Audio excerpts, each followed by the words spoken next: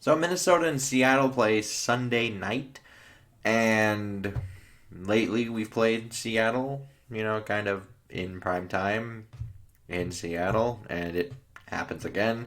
But Seattle is riding high pretty right now, riding high right now due to that 4-0 start, and Minnesota, the other hand, is kind of crawling. Got their first win last week. They're at 1-3. Seattle offensively, pretty good. Third in total offense at 416.3 yards a game. They're second in yards per play at 6.7. Third in passing yards at 303 per game. But they are 22nd in sack allowed. That's 11. And they're 20th in sack percentage at 7.4. So 7.4% of their pass attempts have resulted in sacking Russell Wilson. So maybe something to look at there. They are 17th in rushing yards at 113.3, 11th in yards per carry at 4.4, but they're 22nd in attempts per game at 25.5. So they're not always running the ball, but when they do, it's pretty effective. And this surprised me a little bit. 23rd in third down offense here at 38.5% is being converted. They are, however, first in red zone offense at 86.7% and second in points per game at 35.5. Defensively, not as strong. They're 32nd in total defense, allowing 476.8 yards and 29th in yards per play at 6.5. 32nd in passing yards allowed at 401 a game. 31st in sack percentage at 2.9%, and they're 20th in pressure percentage at 20.5%. They are third in rushing yards allowed, though, with 75.8, and third in yards per carry allowed at 3.4. And they're not getting the ball ran on them a whole lot, only 22.3 attempts per game. So some of that could be kind of skewed by, other teams have fallen down. They kind of just abandon the run. You got to throw. But that 3.4 yards per carry kind of tells me this is a real rush defense. You can't just assume it's that.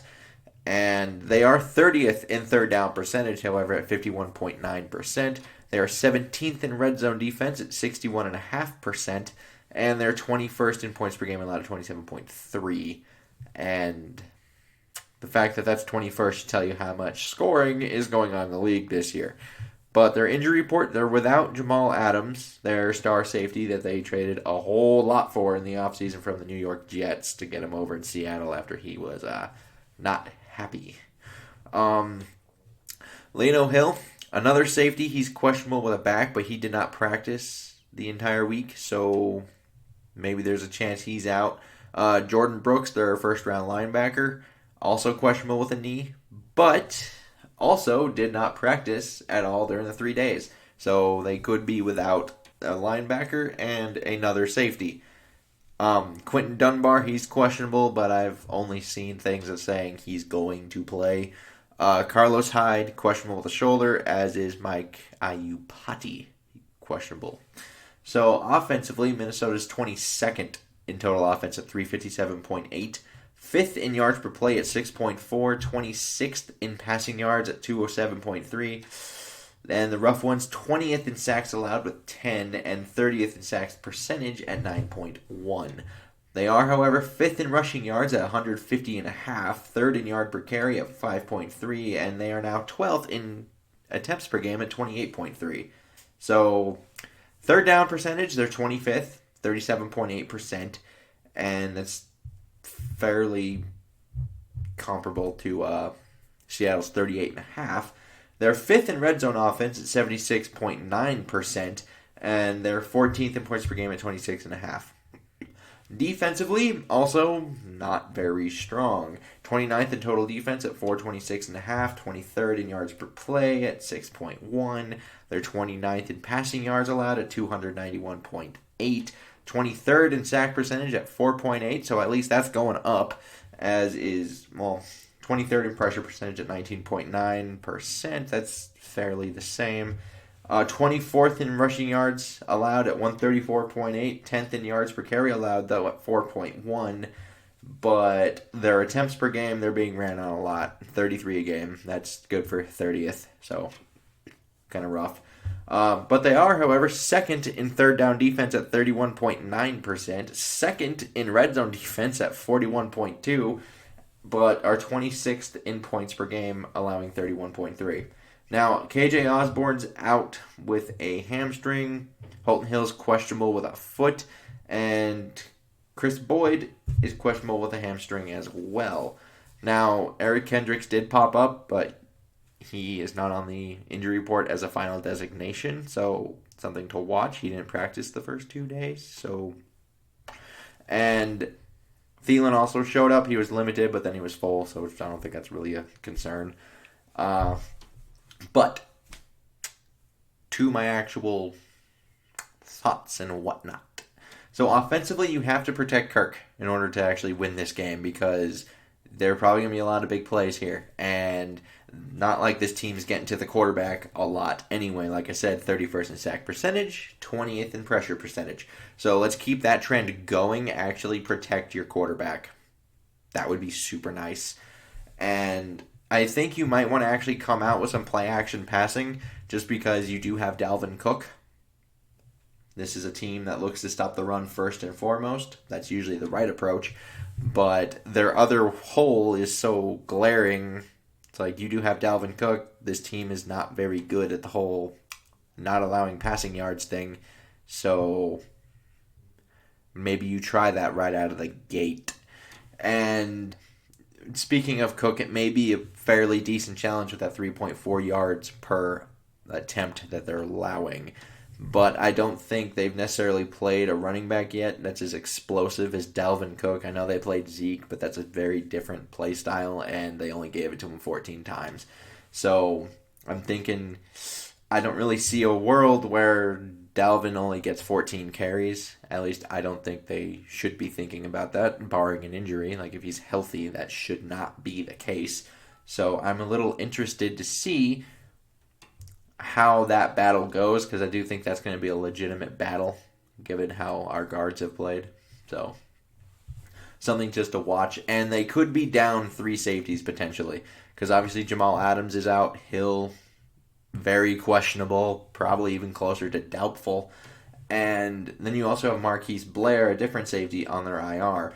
So, I would test them deep quite a bit with Jefferson and Thielen. Just once again kind of go into that like out of the gate. I kind of want to see if I can stretch this defense vertically very early because that's something that I think will just open up the running game for Dalvin Cook. Like I said, that 3.4 yards per carry, you got to fix that somehow and your guards aren't that strong. So how do you fix that? Soften the box. And you do have to stick with the run in order to keep Wilson off the field. That's another part of that. Because as long as Wilson's on the field, there's a chance for a shootout. And if you get into a shootout with Russell Wilson, how good do you feel about the chances? I ain't feeling too good about those chances. And defensively,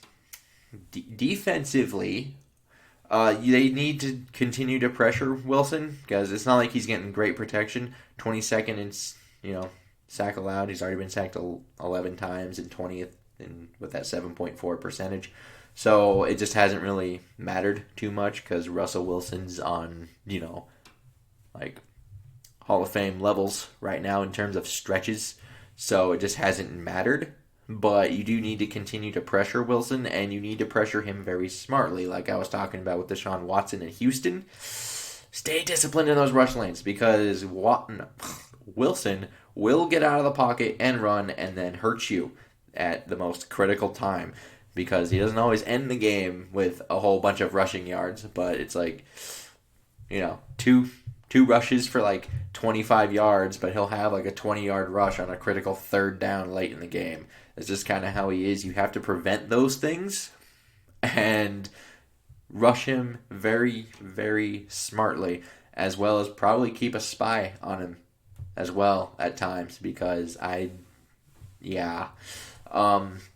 and you do have to actually win some first and second down. They're only 23rd and third down offense right now at 38.5%. So that's already proving to be a struggle point when they don't win first and or second down. So they actually need to win some first and second downs this time. They won a lot more last week. We need them to do it again this week.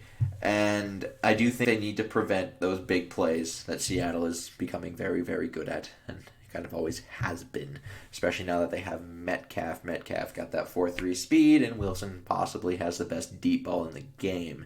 So, yeah, because Seattle is currently second in yards per completion right now, and that's at 12.5 yards per completion.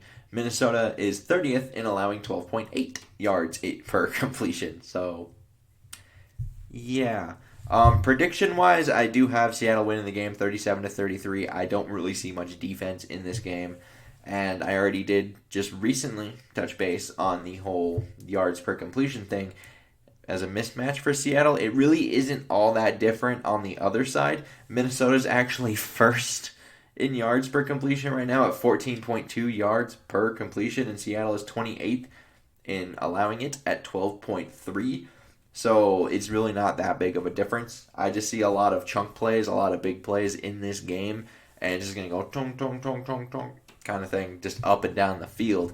And it's just kind of how it just might be a very high scoring affair.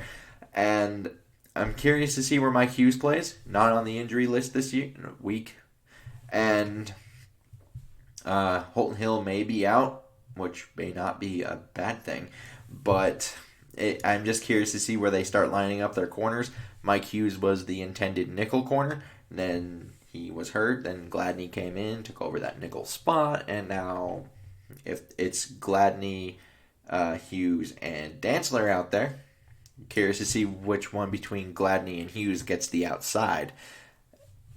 Something to watch. Once again, they also have Metcalf, so I don't think I want Gladney on Metcalf just because he's given up some bigger plays, and I think part of that is due to the meniscus repair that he had to have after the combine.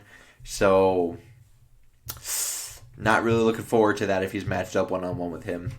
And I just think, overall, Minnesota probably would have had a chance had Seattle not, they have that nice little trump card of Russell Wilson.